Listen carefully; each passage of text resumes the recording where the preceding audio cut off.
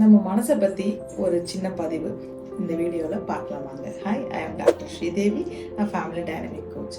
என்னால் மறக்கவே முடியலங்க. நான் சொல்கிறேன், என் மனசு கேட்கவே மாட்டேங்குது, எனக்கு மனசே கேட்கல அப்படின்னு சொல்லிட்டு இந்த மனசை பற்றி நம்ம பல இடங்களில் பேசியிருக்கோம் இல்லையா?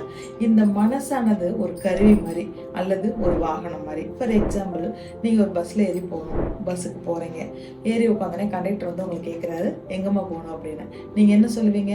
எனக்கு தெரியாதுங்க, டிரைவரை கேளுங்க அப்படியே சொல்லுவீங்க. எங்கே போகணுங்கிற விஷயத்தை நம்ம தான் டிசைட் பண்ணணும்.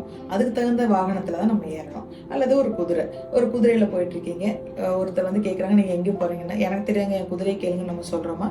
இல்லை இல்லையா? நம்ம எங்கே போகணுங்கிறது நாம தான் முடிவு பண்ணணும். அதுக்கு தகுந்த மாதிரி இந்த வாகனத்தை இயக்கணும். நம்ம மனசும் நம்மளுடைய வாகனமாக இருக்காங்க. நம்ம என்ன பண்ணணும், என்ன செய்யணுங்கிறத நம்ம சொல்கிறது தான் அதை கேட்கணுமே தவிர, அது சொல்கிறத நம்ம கேட்க ஆரம்பித்தோம்னா இந்த குதிரை பஸ் கதை தான். குதிரை மாதிரி தான். அது மேலே ஏறி உட்காந்துட்டு குதிரை போகிற போக்கில் எல்லா இடமும் நம்ம போயிட்டு இருந்தோம்னா நமக்கு ஒரு டெஸ்டினேஷனே இல்லாமல் போயிடும். நம்ம போக வேண்டிய இடத்துக்கு போக மாட்டோம். இருக்க வேண்டிய வாழ்க்கையிலையும் ஹாப்பியாக இருக்க முடியாது. Think different. கொஞ்சம் மாற்றி தான் யோசிங்களேன். நன்றி.